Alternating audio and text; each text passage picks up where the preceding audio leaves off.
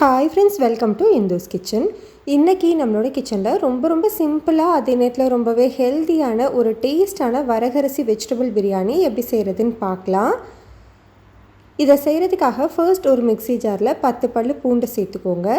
இது கூடவே 1/2 இன்ச் அளவு இஞ்சியை சின்னதாக கட் பண்ணி சேர்த்துக்கலாம். 1/4 கைப்பிடி அளவு கொத்தமல்லி, அதே 1/4 கைப்பிடி அளவு புதினா சேர்த்துக்கணும். இப்போ இதில் ஒரு 1/4 கப் அளவு திக்கான தயிர் சேர்த்துக்கோங்க. தயிர் ரொம்ப புளிக்காத மாதிரி பார்த்து எடுத்துக்கோங்க. இப்போ இதில் சின்ன சைஸ் பட்டை 2, கொஞ்சமாக கல்பாசி, ஒரு அன்னாசிப்பூ, 4 கிராம்பு சேர்த்துக்கலாம். இப்போ இது எல்லாத்தையும் நல்லா ஸ்மூத்தாக அரைச்சி எடுத்துக்கோங்க. இப்போ நான் அரைச்சி எடுத்துட்டேன், தனியாக இருக்கட்டும். அடுத்தது வரகரிசியை நல்லா ஒரு 4-5 முறை நல்லாவே வாஷ் பண்ணிடுங்க. நல்லா க்ளீன் ஆனதுக்கப்புறமா இதை நம்ம ஊற வச்சுக்கலாம். இது ஒரு 15 நிமிஷம் மட்டும் ஊறினா போதும். இப்போ நம்ம பிரியாணி செய்கிறதுக்காக குக்கரில் 2 டேபிள் ஸ்பூன் அளவு எண்ணெய், 1 டேபிள் ஸ்பூன் நெய் சேர்த்துருக்கேன். ரெண்டுமே சூடானதுக்கப்புறமா 2 பிரியாணி இலை கூடவே 1/2 டீஸ்பூன் சோம்பு சேர்த்துக்கலாம். இது ரெண்டும் நல்லா பொரிஞ்சதுக்கப்புறமா 2 பெரிய வெங்காயம் நீளமாக கட் பண்ணி வச்சுருக்கேன். கூடவே 2 பச்சை மிளகாவும் சேர்த்து நல்லா வதக்கிக்கோங்க. வெங்காயம் இந்த அளவுக்கு வதங்கினதுக்கப்புறமா நம்ம ஏற்கனவே ரெடி பண்ணி வச்சுருக்கிறோம்ல மசாலா, அதை அப்படியே சேர்த்துக்கலாம். இப்போ இந்த மசாலாவோட பச்சை வாசனை போகிற வரைக்கும் மீடியம் ஹீட்லேயே வச்சு வதக்கிக்கணும். இப்போ பாருங்கள், மசாலா நல்லாவே வதங்கி வந்துடுச்சு. இந்த அளவுக்கு வந்ததுக்கப்புறமா இது கூட 2 மீடியம் சைஸ் தக்காளியை சின்னதாக கட் பண்ணி சேர்த்துக்கலாம்.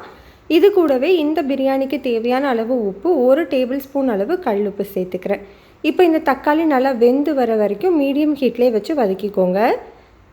இப்போ பாருங்கள், நம்மளுக்கு தக்காளியுமே நல்லா வெந்துருச்சு. இந்த டைமில் நம்ம காய்கறிகள் சேர்த்துக்கலாம். நான் இன்றைக்கி இது கூட ஒரு 15 பீன்ஸ், கூடவே 2 மீடியம் சைஸ் கேரட் கட் பண்ணி வச்சுருக்கேன். இது கூடவே ஒரு மீடியம் சைஸ் உருளைக்கிழங்கு கட் பண்ணி வச்சுருக்கேன். கூடவே மீல் மேக்கரையும் ஒரு 10 நிமிஷம் சுடு தண்ணியில் போட்டு எடுத்து வச்சுருக்கேன்.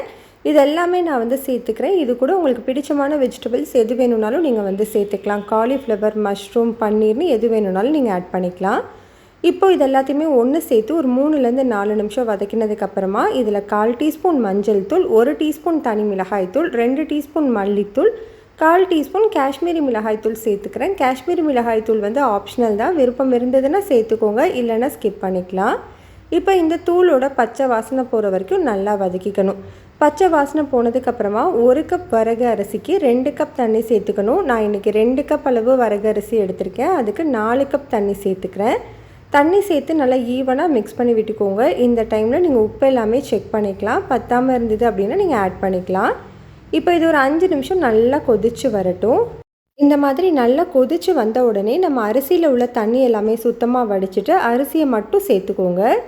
தண்ணியோட அளவு ரொம்பவே முக்கியம். அதனால் தண்ணி எல்லாமே சுத்தமாக வடிச்சிட்டு அரிசியை மட்டும் சேர்த்துக்கணும். இப்போ இதை நல்லா மிக்ஸ் பண்ணிவிட்டு ப்ரெஷர் குக்கரை மூடி விசில் வச்சு ஹை ஹீட்டில் 2 விசில் வச்சு எடுத்துக்கோங்க.